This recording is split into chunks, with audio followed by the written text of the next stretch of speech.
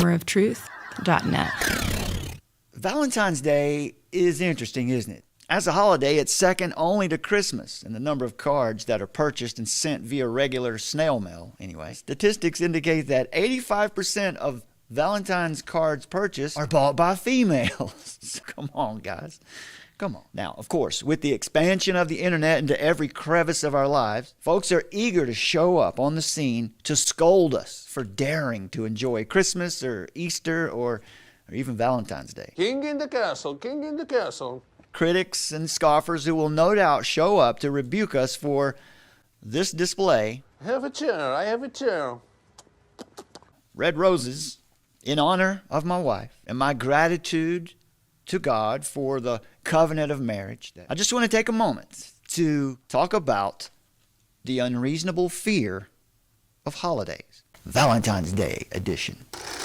Is it a satanic holiday? Is it a satanic or pagan holiday that you should avoid, or is this just another meme? Aortophobia is fear of the holidays. The history of what we know today as Valentine's Day is really not all that clear. People will tell you. You'll hear people out here on YouTube and their blogs telling you they know exactly where it came from. It's really not all that clear. But that hasn't stopped many from wild speculation or even fomenting false notions and fears. Why are there some theories out there that you shouldn't participate in it? Well, in 3rd century Rome, Emperor Claudius decided that single men made better soldiers, so Claudius banned soldiers from being married. And now, the person who came to be known as Saint Valentine also lived in 3rd century Rome. Now, one version of the story is that Valentine continued to perform the weddings of young soldiers who were in love against the wishes of Claudius. And for this treason, Claudius had Valentine imprisoned. While he was in prison, it is believed, not a lot of evidence for this, it's conjectural, but it is believed that Valentine fell in love with the jailer's daughter and sent her a letter, a card, expressing his affection and signed it, "Love, your Valentine." And thus the greeting card was born, right? No, probably not. 3rd century was particularly rough for Christians as far as persecution goes. But another version has it that Valentine defied Claudius by helping Christians escape the torture of the Romans. Now, this is a much nobler story, to be sure. However, there is just not a lot of evidence beyond conjecture to support it. Now, another claim is that the church may have decided to Christianize the pagan Roman celebration known as Lupercalia. Now, this is where most of the memes and conspiracy theories about Valentine's Day come from. This festival of Lupercalia, this Roman festival. The date of this celebration, Lupercalia, was February the 15th. It would have been today. But the only relationship you're ever going to find between the pagan celebration of Lupercalia and Valentine's Day is the closeness of the dates on the calendar. However, the Lupercalian rites and earliest references to Valentine's Day are separated by the better part of 1,000 years. Now, the Roman festival of Lupercalia died out around the 6th century AD. And the first mention of anything close to Valentine's Day as we know it in the primary sources comes from the 14th century. So that's over 800 years. Lupercalia was a celebration honoring a wolf-like god called Lupercus. It is believed that shepherds paid homage to this character for protection over their sheep and maybe for the fertility of their sheep. In pagan Rome, human fertility rites were observed under the gods Juno, Venus, and Bacchus. But this was not the purpose of Lupercalia at all. And claims that Lupercalia was a rite dedicated to Juno are also misguided, since Juno was obviously honored in the month that carried her name, June. Now, you might also hear that the tradition of Valentine's Day cards originates from the ritual practice of young men drawing the names of girls in the fashion of a lottery for the purpose of designating sexual partners or some type of romantic pairing. The problem is that there is no primary source that ever mentions this practice of romantic or copulative pairing in connection with Lupercalia. It is, at best, a rumor. There's no evidence that Lupercalia was in any way associated with romance, complementary partnership, or love. Now, Venus and Cupid, Roman gods of love and eroticism, are also not associated with Lupercalia. But these are the claims. And it wasn't until the 14th century that the Roman pagan honorific character known as Cupid was associated with the holiday, meaning that any real connection to Roman pagan celebrations and Valentine's Day is spurious at best. So the creators of the memes that you'll see and all the interesting theories also say that hearts, the shape of hearts, and red roses are connected to Lupercalia, or otherwise representative of some sort of evil. However, once again, as usual, the evidence for this is thin to non-existent. Hearts, various shapes, like you might see on playing cards, take on as many meanings as there are cultures in the world to appropriate them.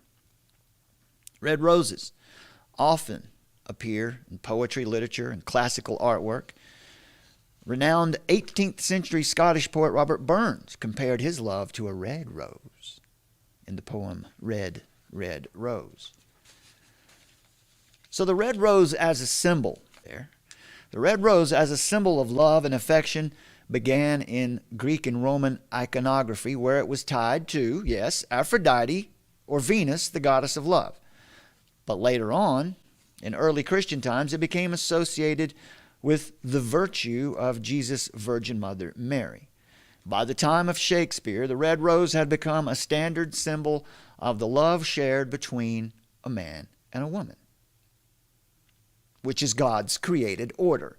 So this is in celebration of God's created order, right? That's what that symbolizes here today.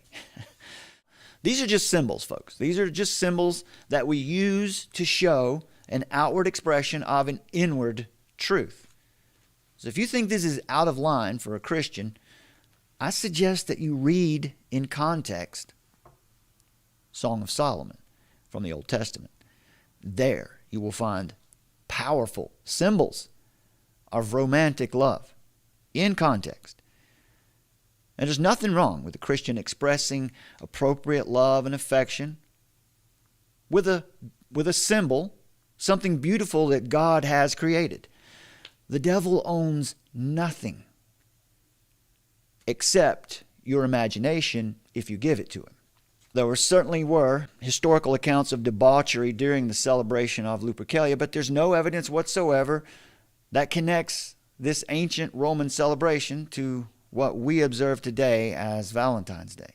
If anything, Lupercalia seems to be an agricultural ritual to bring safety to flocks of sheep, or growth, fertility to flocks of sheep, but has nothing to do with Valentine's Day or participating in a harmless modern custom of expressing love. So the custom, it's simply a thoughtful gesture that demonstrates compassion and tells someone that you think of them as very special, which is a good thing to do any time of the year. So, here's some advice. If you're going to involve yourself in hunting down pagan rites, names, rituals, and calling out others and boycotting anything that is remotely identified with them, you're going to end up living alone in a cave. But that won't work either, because pagan rituals occurred in caves. So if you're going to take up this pastime, you're going to have to boycott every day of the week. You're going to have to boycott every month of the year. You might even have to change your name. Do you have a Roman name? You probably do. All days belong to God. It's that simple. You'll have to resign yourself to a life of asceticism, far from civilization. And for what? To be more pure? To be more righteous? To be a better Christian? Stop worrying about these things. spend more time studying the Scriptures. There's no biblical reason whatsoever why Christians should not celebrate or participate in Valentine's Day. But now, it is a decision that should be left to one's conscience. And if someone chooses to skip it, we should honor that. Westminster Confession of Faith says, God alone is Lord of the conscience. The Bible is infallible and fully sufficient for all things we need in our lives as Christians. So let's consult the source. In Colossians chapter 2, the Apostle Paul exhorts new Christians who lived in a place steeped in pagan traditions. He says in verse 16, therefore let no one pass judgment on you in questions of food and drink or with regard to a festival. Verse 18 says, let no one disqualify you, insisting on asceticism. This word simply, it's like monks. If you think about monks who take themselves way out into the desert and deprive themselves of food and water. It's the principles and practices of extreme self-denial and austerity. Now that's kind of what we see. Extreme self-denial releases the soul from bondage to the body and permits union with the divine. This is a Gnostic ideal. Now, because Jesus won such a glorious victory on the cross, we should let no one judge us in our food or drink or in other matters related to legalism. Colossians 2 verse 20, if with Christ you died to the elemental spirits of the world, why? As if you were still alive in the world, do you submit to regulations? These have indeed an appearance of wisdom in promoting self-made religion and asceticism, but they are of no value in stopping the indulgence of the flesh. What does this mean? It means that legalistic opinions may have the appearance of wisdom. Some of these YouTube videos might look like they really know what they're talking about and you're getting some good information from them, but they have no real value. That information has no real value. Legalism doesn't restrain the flesh. On the contrary, it feeds the flesh in a subtle but powerful way. Self-imposed religion is man reaching to God, trying to justify himself by keeping a list of rules, self-made rules. Christianity is God reaching down to man in love through Christ. Christian, you're free from fear. You're seated with Christ for eternity. Don't give your conscience over to the ideas of earthly, man-made legalism. When this is all over, you're not going to answer to governors or self-righteous bloggers or YouTubers. You're going to answer to God. 1 Thessalonians chapter 2, verse 4 says, but just as we have been approved by God to be entrusted with the gospel, so we speak not to please man, but to please God who tests our hearts. Our first concern must be the integrity of our own walk with Christ. So that's dealt with, okay? Because I really wasn't all that aware that Valentine's Day had as many or more hit piece videos made on it than even perhaps Easter.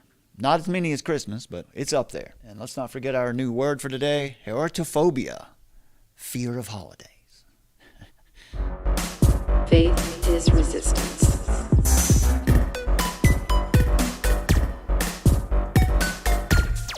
armoroftruth.net